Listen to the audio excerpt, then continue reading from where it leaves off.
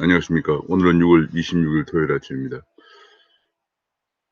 어제 6월 25일 71주년 6.25 71주년이었습니다. 어제 71주년 6.25를 맞이해서 경북 칠곡에 있는 다부동 전투 기념관, 다부동 전적 기념관에서 다음 달 10일에 맞이한 10일이면 일주일 맞이하는 백선엽 장군의 추모식이 있었다고 합니다.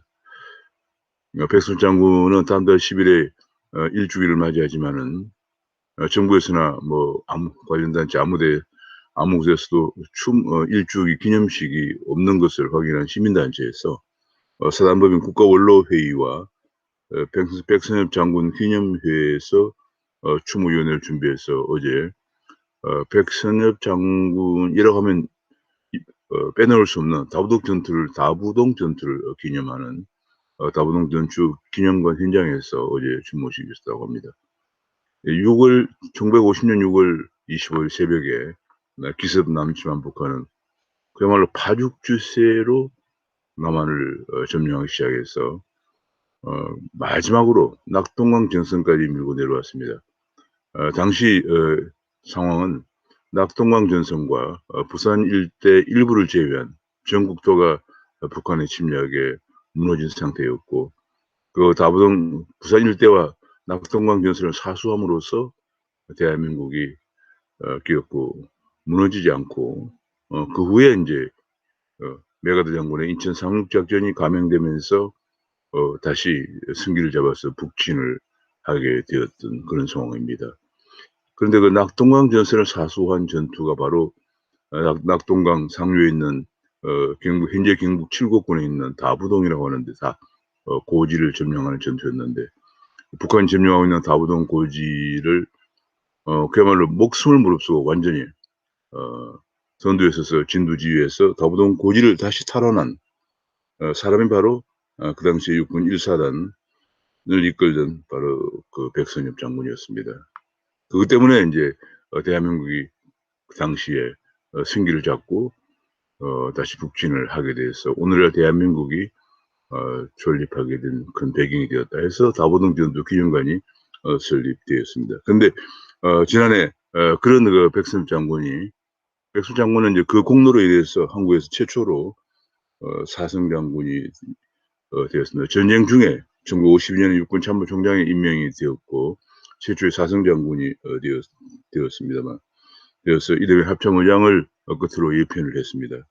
그런데 작년에 백선엽 장군이 사망할 당시에 연결식에는 문재인 대통령을 비롯한 여당 지도부는 모두 불참을 했고, 심지어는 일부 단체에서는 백선엽 장군의 현충원 안장을 반대하기도 하고, 심지어는 대전 현충원에 안장되어 있는 백선엽 장군의 묘비 안내판을 뽑기도 하는 그런 만행까지 저지르기도 했습니다. 어제 드디어 그 우파, 대한민국을 걱정하는 우파의 지금 현재 대한민국 자유민주주의 기초가 흔들리고 또 한미동맹까지도 위태로워지고 있는 이 상황 속에서 이런 상황을 걱정하는 우파의 시민단체 두 곳에서 국가원로회의와 백선엽 장군 기념사업회에서 주최를 해서 어제 300여 명이 참여한 다부동 전투 기념관 앞에서 백선엽 장군 추모식이 열렸다, 이런 보도가 나왔습니다. 상당히 정말 국민의 성금으로, 이제는 시민들의 성금을 모아서 이런 추모식을 해야 되는 정말 안타까운 그런 상황이 벌어지고 있습니다. 그런 가운데 현재 광복회 회장, 정말 요즘 뭐 각종 시민단체가 좌파가 다 장악하고 있지만은 광복회도 좌파가 장악하고 있고, 그다음에 무슨 새마을운동 중앙회도 좌파 인사가 장악하고 있는데, 특히 광복회장은 지금 계속 말썽이 많죠. 각종 말썽을 많이 일으키고 있는 김원웅 광복회장이 모친에 의해서 부친도 독립운동의 진위의 독립운동에 대해서 의혹이 일면서 그 진위를 가 지금 문제가 되고 있는데, 광복회장은 말이 없다, 그런 보도가 나왔습니다. 그와 더불어 또 아침에 또 한 가지 이와 관련된 기사 중에 하나가 이런 게 나왔습니다. 어제 대법에서 이제 5.18 유공자가 된 이해창과 서른에 대해서 국가보훈처는 공적 조서를 공개하는 최종 판결이 내려졌습니다. 시민단체 행정소송의 원심을 확정했다 그런 얘기입니다. 지금은 뭐 많은 지금 현재 그 국가 5.18 유공자로서 국가 보상을 받고 있는 사람들이 현재 5,807명이라고 합니다. 이 5,807명에 대해서 5천억 원이 넘는 보상금을 지급했는데 2018년에 시민들 한 100여 명이 국가보훈처를 상대로 이들의 명단 전부를 공개하는 소송을 냈지만은 지금 패소한 상태입니다. 개인 사생활 침해 우려가 있다 하는 것 때문에 패소한 상태인데 어제 대법에서 확정을 했다. 이해찬과 서른에 대해서 확정을 했다 그런 얘기입니다.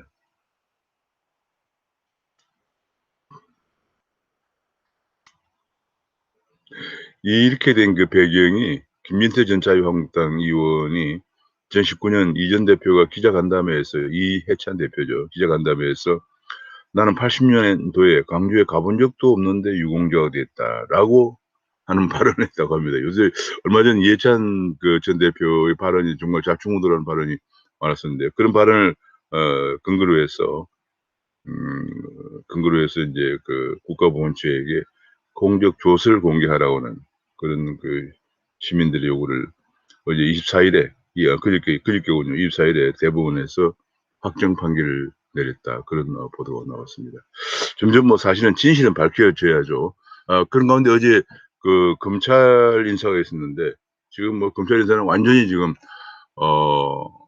갈아치웠습니다. 고금 검사급 검사급 662명을 승진하고 전부하면서 역대 최대 규모의 인사가 있었는데 그것 때문에 이제 권력 수사는 물 건너갔다. 권력 수사를 하던 팀장들이 모두 바뀌었다. 그런 얘기가 지금 나왔습니다.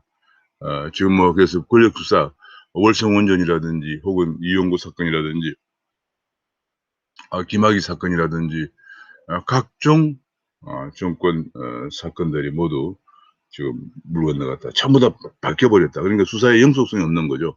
이 수사라는 것은 그 수사를 다 준비하는데 많은 시간이 걸리고 또 하는 건데 이것이 전부 완전히 물 건너갔다. 그런 얘기가 나오면서 정말 이게 뭐 지금 권력 의혹이 모두 다 묻히는 것이 아니냐 이런 우려가까지 제기되고 있는데 박범계 장관은 나름 공정하고 하게 평가했다라고 이렇게 자평을 했다고 합니다. 그러면서 지금 조국 전 장관, 추미애 전 장관, 박범계 장관들 참모들은 대거 영전을 하고 했다.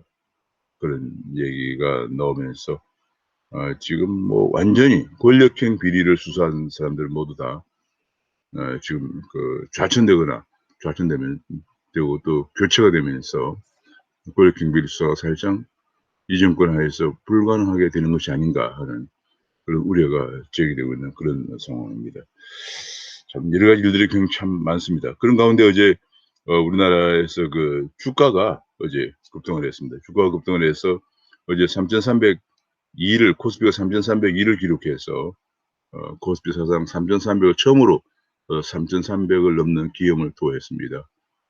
주가가 이제 3일 연속 최고치를 경신하면서 드디어 3,300을 넘었었는데 가장 큰 것이 기업 실력도 많이 개선이 되었고요.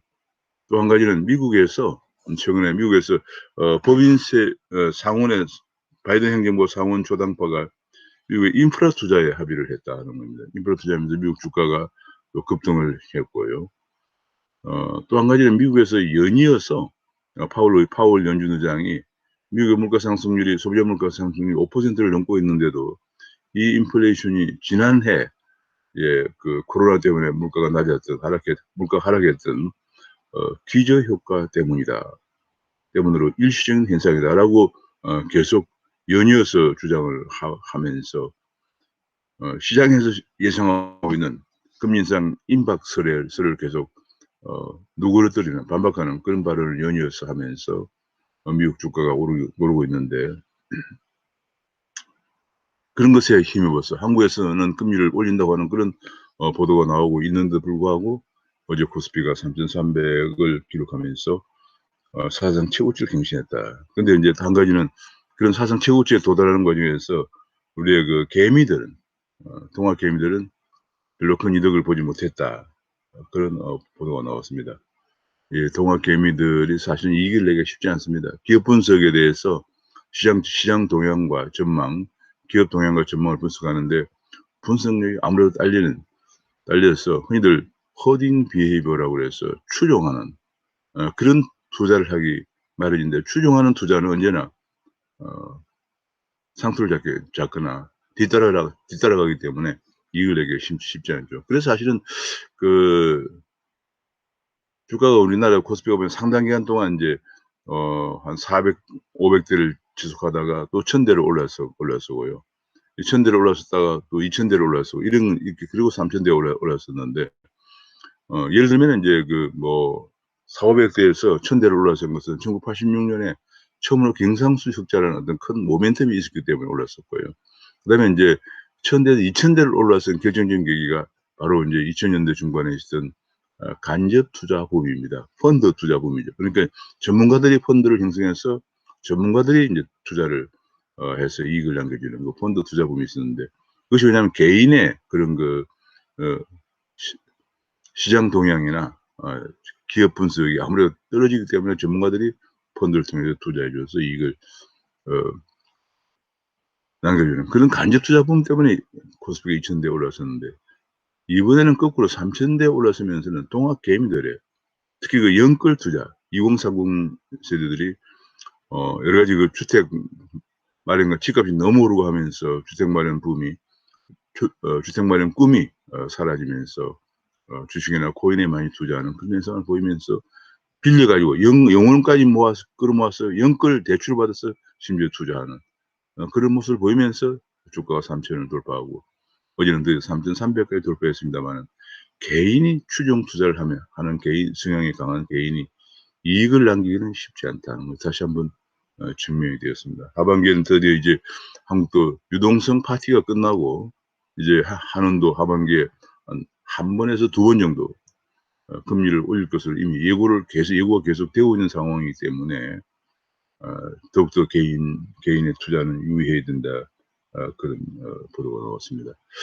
지금 현재 그런가 하면은 그 암호화폐 시장에서는 지금 현재 암호화폐 시장은 지금 뭐 그야말로 진흙탕 싸움까지 가고 있는 그런 모습을 보이고 있습니다. 왜냐하면 지금 그 9월 24일 날 특검법이 시행되면은 특검법 시행되면 많은 거래소들이 문을 닫을 것으로 예상이 됩니다. 지금 거래소는 현황 자체가 잘 파악이 안 되고 있는 상황인데 뭐 처음에는 한 200여 개 된다고 했다가 왜냐하면 그동안 문재인 정부 들어서 이 암호화폐를 아무것도 아니다. 심지어는 박상기 전 법무장관 돌덩어리에 불과하다. 가치가 없다. 이렇게 하면서 방치해 오는 과정에서 거래소는 그냥 단순한 통신 판매업자 정도로 생각을 간주해 왔기 때문에 파악이 안 된 상태였습니다. 우리나라 통신 판매업자는 300~400만 개 정도 되는 뭐 모바일에 앱 같은 것을 깔아서 그렇게 인제 그 상품을 판매하는 것도 통신 판매업자이기 때문에 그중에서 어느 통신 판매업자가 암호화폐 거래소인지조차도 파악이 안 하고 있는 그런 상태. 그걸 방치해 온 상태에서 왔는데 최근에 뭐 우리나라에서 거래소가 한 200여 개 된다고 했다가 최근에도 60여 개라고 했다가 뭐 이런 말이 나오고 있는데 어쨌거나 지금 현재 9월 24일 특검법이 시행되면서 특검법의 주요 내용은 그렇습니다.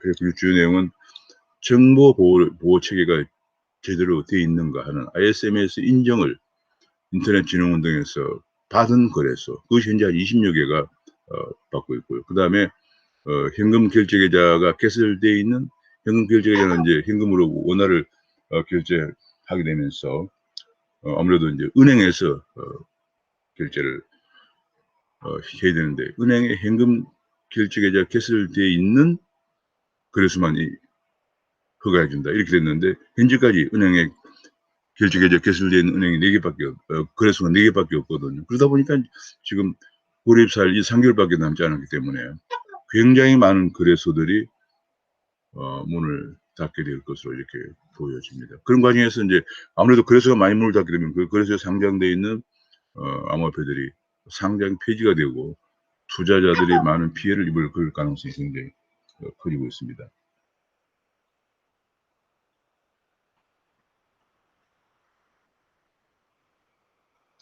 그래서 지금 현재 많은 그런 피해가 되는데 그러다 보니까 인제 지금 현재 최근에 거래소들도 살아남기 위해서 코인으로서의 여러 가지 문제가 있다고 생각되는 코인들을 상장 폐지를 많이 하는 과정에서 상장 폐지된 코인 회사들은 거래소 상대로 소송을 제기한 일이 잇따르고 있습니다. 얼마 전 업비트를 소송하는 코인 회사가 나왔는데 이제 어제 그저께 보도에 의하면은 비썸도 소송을 당했다고 합니다. 그래서 이래서 상당히 그 이전 투구 현상이 일어나고 있는 그런 모습을 보이고 있습니다.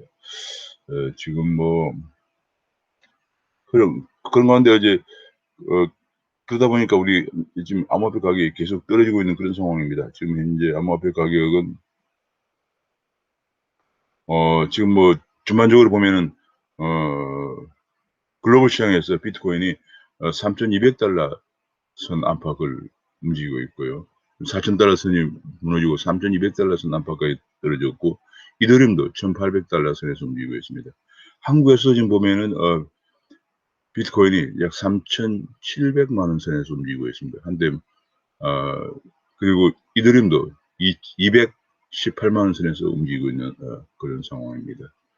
그래서 지금 현재는 상당히 그 9월 24일 특검법 시행을 앞두고 투자자들도 굉장히 조심해야 된다 하는 생각입니다. 사실 3월 24일에 특검법이 시행령이 확정됐는데 6개월 동안 유예기간을 준 것은 투자자들로 하여금 빨리 대비를 하라. 빠져나올 것은 빨리 빠져나와라 이런 얘기인데 현실적으로 지금 그러지 않고 현재 약 600만 명 정도로 추산되는 투자자 엄청나게 많습니다. 왜냐하면 우리나라 주식 투자자가 약 900만 명 정도 된다는 걸 고려하면 600만 명 투자자가 굉장히 많은 것인데 이들이 9월 24일 특검법이 시행되면서 많은 거래소가 문을 닫고 많은 코인들이 상장 폐지가 되면 엄청난 피해를 입고 아마 금년 10월, 11월, 12월은 피해를 입은 많은 투자자들의 소요나 시위로 엄청나게 우리 사회가 시끄러울 그런 전망입니다. 특히 내년 3월에 대선을 앞두고 있기 때문에 이것이 냉정하고 침착하게 올바른 방향을 결정되기보다는 정치적 결정이 되지 않을까 하는 그런 걱정이 되고 있는 그런 상황입니다. 또 한편으로는 또 이런 걸 계기로 해서 그동안에 문재인 정부 4년 동안 이게 가장 큰 원인이 문재인 정부 4년 동안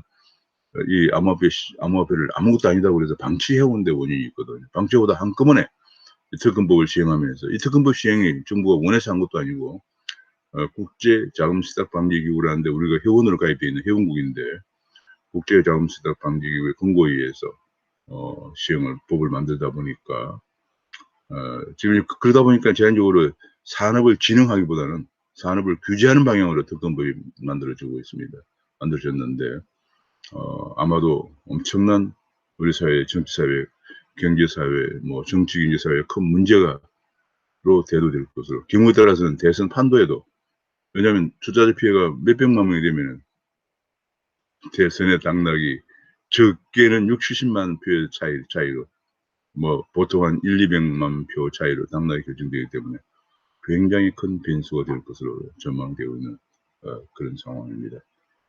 아까 그 바이든 미국에서 주가가 지금 올라가고 있다고 얘기했는데 그 이제 바이든 행정부가 미국에서 증세를 처음에 이제 법인세율을 이제 21%인데 미국이 굉장히 법인세율을 낮습니다.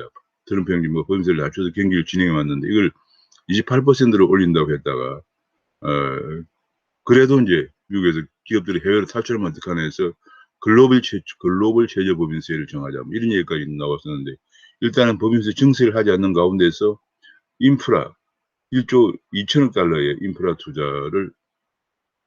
투자에 상원과 합의를 바탕합니다. 근데 문제는 이렇게 되니까 증세가 없는 인프라 투자 이것 때문에 주가는 올라갔지만은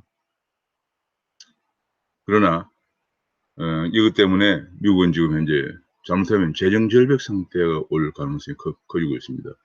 재정 절벽이라고 하는 미국은 재정 예산 통제법이라는 게 있는데 2011년도에 국가 부채가 급증하면서 재정 통제법을 발동했는데 그 내용이 뭐냐면 국가 부채가 GDP의 100%를 넘었으면은 미국 의회 승인을 받아서 지출하도록 되어 있습니다. 근데 지금 현재 물론 미국 의회가 하원은 민주당이 다수당이고 상원은 민주당과 상원이 50대 50으로 상원은 100명인데 동수입니다. 물론 상원 의장은 부통령이 하고 있습니다만은. 그래서 부통령 역할이 굉장히 중요합니다만, 그러나 이것이 통과 여부가 확실치 않을 수도 있기 때문에 재정질병까지 올 가능성도 있다. 그런 보도가 나오고 있습니다. 지금 계속 한국은행은 금리 인상을 예고하고 있는데 정부는 계속 돈을 풀겠다. 그런 보도를 계속 넣으면서 엇박자를 내고 있습니다. 오늘 긴축을 해서 인플레이션을, 버블을, 지금 집값이 엄청 올라가고 있죠. 버블을 잡아야 되는데 오히려 정부는 계속 선거를 앞두고 돈만 푼다 이런 얘기 나오는데, 여기에 대해서 홍남기 부총리가 하는 총리와 만남을 갖겠다 이런 얘기를 했습니다. 물론 홍남기 부총리도 통화 정책에 관해서는 중앙은행의 소관이지만 이주열 총리와 만나서 대화를 하겠다 이런 얘기를 했습니다. 홍남기 부총리는 지금 재정정책이나 좀 제대로 했으면 좋겠습니다. 지금 재정정책이 뭐 그냥 처음에는 반대하는 듯 했다가 결국은 뒤로 물러나는, 이번에도 뭐 2차 추경 35조 원 내어야 되는 방대한 추경을 처음에는 반대하는 듯 했다가 지금 슬그머니 다시 물러나서 아마 11전 11퇴 하면서 역시 홍두삼이다 하는 그런 별명을, 꼬리표를 떼지 못할 것 같습니다. 근데 문제는 금리가 올라가면은 가계 이자 부담이 12조 원 정도 증가한다 이런 분석이 나오고 있습니다. 그렇게 되면은 지금 가장 큰 것이 가계나 기업들이 많은 부실이 증가를 할 것이다 이런 얘기인데요. 그리고 또 한 가지 아침에 재밌는 뉴스 중 하나가, 우리나라에서 넷플릭스라고 하는 데서 그동안에 그 통신망을 공짜로 써왔다는 거죠.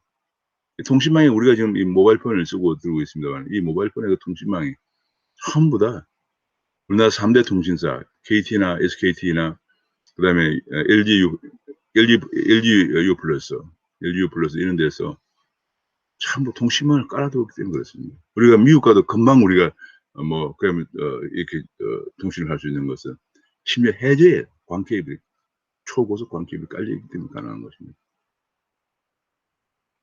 그 통신망을 까는데 KT나 SKT나 LG 플러스 엄청난 돈을 투자하고 있죠.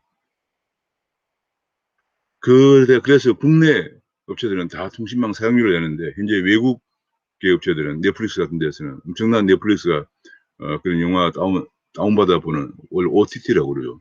국내 최애 강자, 시장 점유율이 제일 높은데도 불구하고 통신망 사용료 지금까지 내지 않아 왔었는데, 법원에서 아마 SK 브로드밴드에서 망 사용료를 내고 소송을 제기했는데 SK 소송이 승소를 했다고 합니다. 그래서 아마도, 물론 넷플릭스는 이제 뭐 항소를 하겠다고 하지만은 아마도 수백억 정도의, 이제 무임승차 시대가 끝나고 수백억 정도의 망 사용료를 부담하지 않겠느냐, 그런 얘기가 났습니다. 뭐 당연히 그 망 사용료를 내야 됩니다.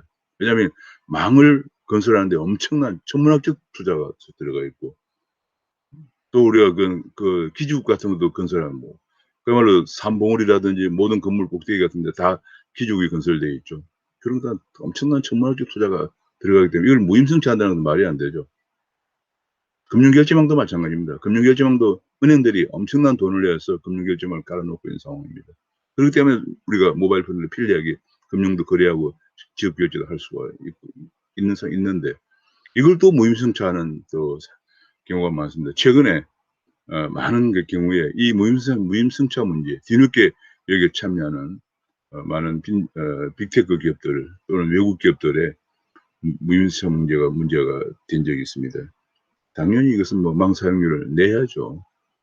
근데 그동안에 이것이 무임승차를 해오다가 이번에 법원에서 판결을 내렸는데, 넷플릭스는 항소를 하겠다는 얘기를 했습니다. 최근에 이제 서울의 집값은 가장 큰 것은 금리 문제도 있지만 더 큰 것은 공급이 안 돼서 집값이 많이 올라갔죠. 근데 공급하는데, 재건축하는데 보통 승인받고 하는데도 한 몇 년 걸리지만은, 재건축하는데 그래서 너무 재건축하는데 거의 한 7, 8년 정도 걸린다고 봐야 됩니다. 이것을 기간을 대폭 단축한다 이런 보도가 나왔습니다. 재건축 개발의 경우에 최소한 3년 정도 기간을 단축하는 그런 그 공공기획이라고 하는 그런 제도를 도입한다고 서울시에서 발표를 했습니다. 지금 뭐 여러 가지 또 많이 얘기 나오는데 한 가지 정말 우스꽝스럽기도 하고 한 것 중 하나가 탈원전을 앞두고 독일도 전력 부족 사태의 경고가 나오고 있다 그런 얘기입니다. 독일이 인제 거의 우리가 많이 독일 얘기를 많이 합니다. 탈원전 정책을 추진하면서. 그런데 이제 프랑스는 그에 비해서 이렇게 되면 안 되기 때문에 프랑스는 인제 그 다시 원전을 사용한다 그런 얘기고 지금 현재 탄소 제로 2050년에 탄소 제로로 가는 정책이 가장 중요한 어 지구 환경을 보존하기 위해서 중요한 정책으로 대두가 되어 있는데 이러기 위해서 탄소 제로로 가는 데는 원전이 불가피하다. 원전이 없으면 안 된다. 이런 것 때문에 많은 나라에서 원전을 다시 사용하고 확대하고 일본은 심지어 40년 된 원자력 발전소도 재가동하는 그런 상황까지 가고 있는데 우리나라에서는 지금 현재 2050년 탄소 제로에 맞이해서 대거 신재생 에너지 비중을 늘린다. 이렇게 되면서 역시 그렇게 되니까 전기가 부족해서 정말 놀라운 것 중에 하나는 전기가 부족해서 중국과 러시아의 전기를 북한을 통해서 수입한다. 이런 발표를 했습니다. 탄소 중립 위원회라고 하는 대통령 직속 위원회에서 그런 결정을 내렸습니다. 아니 북한을 통해서 중국과 러시아의 전기를 수입해 쓴다. 이게 도대체 말이 됩니까? 우리나라의 우수한 세계적으로 가장 앞선 기술을 가지고 있는 원자력을 폐기하면서 전기가 부족해질 전망이기 때문에 또 태양광이나 이런 그 풍력의 비중을 60% 이상으로 높인다고 하는데 이건 굉장히 또 기후에 따라서 좌우되고 있기 때문에 이것 자체를 전기 부족을 러시아나 중국의 전기를 북한을 통해서 수입한다. 우리의 가장 중요한 목숨줄을 러시아나 중국 심지어는 북한의 목줄을 맡겨두는 상황이 되는 거죠. 이런 발상을 지금 북한은 핵을 계속 핵무장을 강화하고 핵미사일을 계속 증강하고 있는 이런 상황 속에서 계속 대한민국을 위협하면서 대한민국의 적과 통일 목표를 한 번도 버리지 않고 있는 이런 북한에 대해서 그 북한을 통해서 우리의 전기 공급을 받겠다 이런 발표를 했습니다. 정말 문재인 정부의 그 생각은 무엇인지 놀라지 않을 수 없습니다. 자, 그래서 인제 그런 보도가 나왔고요. 일본도 탄소 제로를 하면서 원전 비율을 10년 내에 현재 6%에서 22%까지 올린다는 그런 보도가 나왔습니다.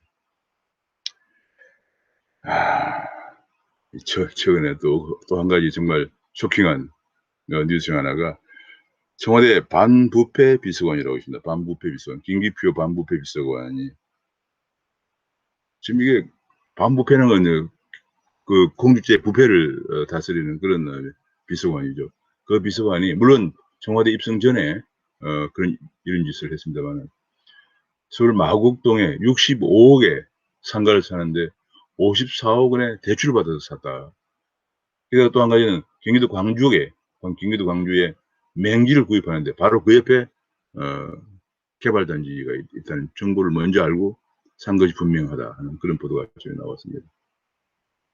야, 저는 이게 뭐 청와대는 문제가 없다 이런 얘기를 했는데 그야말로 내로남불이죠. 내로남불이다. 이러고 어떻게 투기를 잡을 것인가 하는 보도가 아침에 비판이 쏟아지고 있습니다.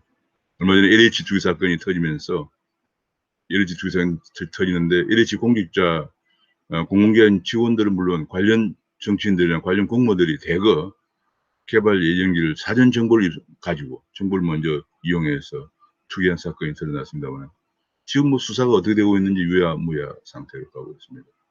그럼도 검찰도 아니고 경찰이 수사를 하는데 수사 결과가 뭐 전혀 지금 뭐 제대로 되고 있는지도 유야무야 알 길이 없는 그런 상황이고요. 그런 가운데 지금 그런 걸 단속해야 될 정부의 반부패 비서관이 이런 엄청난 투기를 했는데도 불구하고 청와대는 문제가 없다 이런 발을 했습니다. 집안채 갖고 있는 국민들에 대해서는 투기꾼으로 몰아서 엄청난 세금 폭탄을 투하하고 있고 심지어는 오래 산 사람일수록 한 집에 오래 산 사람일수록 세금을 더 내는 이런 법까지 지금 정부 여당이 이미 이제 합의를 봐서 곧 법을 만들 태세입니다. 이런 가운데 지금 청와대 반부패 비서관이 이런 사람이 반부패 비서관이다. 도대체 정부 인사검증 시스템은 어떻게 된 것인지 알 수가 없습니다. 지난번에 계속 장관들의 임명되는 장관급 인사마다 문제가 터지면서 인사수석 비서관에 관해서 능력에 대해서 도마에 올랐습니다만은 인사수석 비서관은 문재인 대통령의 부산의 로펌 시절에 같이 근무했던 사람이라는 거 밝혀졌습니다. 전혀 그 인사수석 비서관 잘못이 없다. 지금 완전히 내로남불의 극치를 지금 달리고 있는 그런 모습을 보이고 있습니다. 또 한 가지 최근에 대부업체 이용자가 6개월 사이에 19만 명이 줄어들었다는 보도가 나왔습니다. 이게 굉장히 중요한 문제인데요. 이게 왜냐하면 대부업체 이용자가 크게 19만 명이 줄었다 얘기인데요. 지금 예를 들어서 2020년 작년 2020년 6월 말에 대부업체 이용자가 157만 명이었는데 작년 12월 말에 대부업체 이용자가 138만 9천 명으로 줄어들었다. 19만 명이 줄어들고 됐다.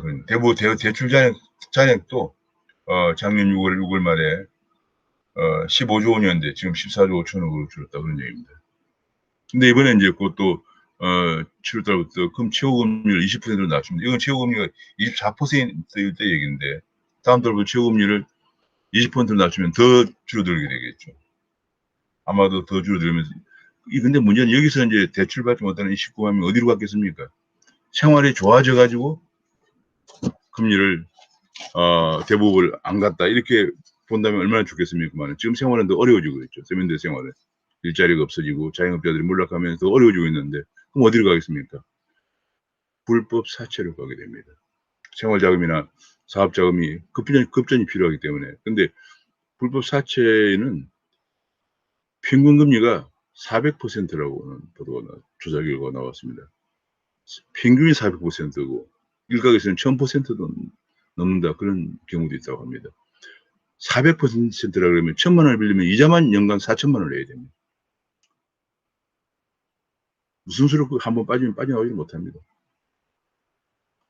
불법사채 연대피 한번 빠져나오지 못하는데 자꾸 최고금리만 낮추면서 어려운 서민들을 더욱더 불법사채로 내몰고 있습니다. 아마도 제가 몇 년 전에 조사한 자료였는데 몇 년 전에 최소 그 당시에 60-70만 명 정도가 그때 금융위원회에서 설문조사를 조사를 한 자료인데 60-70만 명 정도가 불법사채 연대피에서 빠져 있고 그런 보도가 나왔는데 아마도 지금은 더 늘어났어. 이렇게 되면 아마 7-80만 명까지는 늘어났을 것이고 이번에 최고금리를 또 낮추면은 제도권 금융의 마지막 기관인 대부업에서 돈을 빌리지 못하고 불법사채로 빠져서 한 100만 명 정도까지 불법사채에 빠진 사람이 나오지 않을까 정말 걱정입니다. 100만 명에 가까운 사람들이 평균 400%가 넘는 불법사채에 빠진다고 그러면은 이 가족을 평균 2.3명 정도를 계산하더라도 200-300만 명이 고금리 불법사채 연대피에서 고통에 빠져있다 이렇게 볼 수가 있습니다. 이 문제 정말 간단한 문제가 아닙니다. 근데 막무가내로 문재인 대통령이 공약 때 지역금리를 낮춘다고 했다는 것만 가지고 계속 그냥 지역금리를 낮추고 이것이 서민을 위한 것인 것처럼 하지만 사실은 여기 서민들을 도탄을 빠뜨리겠다는 것을 우리가 알 필요가 있습니다. 최근에 수출이 늘어나고 있습니다만은 부산항이 지금 포화 상태라서 한 달도 더 버티기 힘들다. 그런 얘기. 화물이 없어가지고 배가 없었어. 부산항의 선적에 포화 상태가 이르렀다. 한 달도 버티기 힘들다. 그런 얘기입니다. 중국도 이제 수출을 증가시키기 위해서 웃돈을 주면서 선박을 싹쓸이한 결과 이런 결과가 나오고 있다는 얘기입니다. 정부 차원에서 장기 계약 장치가 필요하다. 정말 다시 한번 계속 우리가 지난번 한진영운을 부도 처리한 것이 정말 안타까운 그런 상황이 계속 반복되고 있습니다. 물량을 내어보내는데 꼭 한 달이 걸린다. 재고는 산더미처럼 쌓이고 수출 물건도 실어서 내보내지 못하는 중기들은 정말 피가 마르고 있다는 보도가 나왔습니다. 그래서 비행기를 통해서 이제 항공을 통해서 내보내는데 올해 항공 운임도 60% 올랐다 그런 보도가 나왔습니다. 참 여러 가지로 지금 뭐 문제 그런데 그런 가운데 지금 최저임금위원회가 지금 열리고 있는데 최저임금을 노조 노동계에서는 1,800 원을 요구하고 있다고 합니다. 지금 말이죠. 최저임금이 너무 올라 가지고 자영업자들이 특히 인제 이 영세기업들 같은 경우에도 직원들을 너무 많이 해고하는 바람에 실업자가 급증하고 있고 청년들은 일자리를 구하지 못하고 있는데 지금 계속 임금이 또 이것도 문재인 대통령의 공약이죠. 최저임금 10,000원. 공약 시행만 그냥 목을 메고 있습니다. 1,800 원으로 오르면은 다시 또 고용세정이 악화되겠죠. 이것이 과연 진정 노동 약자를 위한 것인가 하는 그런 보도가 잇따르고 있습니다. 그건 완전히 기득권. 지금 현재 전국 근로자들 한 2,000여 명의 이제 비용자인데 2천만 명 정도 비용자인데 약 노동조합원이 약 200만 명 정도 됩니다. 10%에 불과한 그 기득권 노조들의 이익을 위해서 이런 일이 계속 일어나고 있는데 과연 취업도 못하고 있는 노동 약자들을 위한 것인가. 이 노동 최저임금 결정위원회 자체가 좀 구조가 바뀌어야 된다 이런 주장도 나오고 있습니다. 그런 가운데 요즘 정치 쪽에도 재밌는 일들이 많습니다. 어제 뭐 야당의 제1야당의 그 대변인 선발하는데 400대 1이 넘는 경쟁률을 보면서 드디어 8강까지 뽑아서 8강은 토론 배틀을 한다 이런 보도가 나와서 열기를 하고 있는 가운데 어제 최재형 감사원장도 28일에 사퇴한다 이런 보도가 나왔습니다. 아마도 대선 출마를 결심을 굳힌 듯하다 그런 얘기가 나오고요. 홍준표도 복당을 하고 윤석열은 별도에 아마 좀 늦게까지 합류를 하지 않을 그런 전망인 것 같습니다. 별도의 사무실을 꾸리고 준비를 하고 있다 이런 보도가 나오는데 제 생각으로는 가급적이면 빨리 입당을 해서 안철수를 포함해서 거론되어 있는 야권 대선 주자들이 그야말로 빅텐트 안에서 공정하고 치열한 경쟁을 통해서 선발될 때 국민의 지지를 받고 정권교체의 디딤돌이 될 것이라는 생각입니다. 뭐 서로 이런저런 꿈들이 많고 전략이 많겠지만은 일단은 국민의 입장에서는 정권 교체를 위한 빅텐트 안에 모여서 이번에 홍준표 복당 그러면 굉장히 바람직하고요. 그동안에 친박이라고 해서 배제했던 이런 전략에서 벗어나서 이준석이가 대표가 되면서 홍준표까지 받아주는 이런 상황이 되면서 그야말로 빅텐트를 구성하고 있는데 모두 빅텐트에 들어가서 치열한 경쟁을 통해서 최고의 대선 후보로 단일화되는 이런 모습을 보여주기를 바랍니다. 오늘 6월 26일 토요일 아침 시사회를 여기서 마치겠습니다. 감사합니다.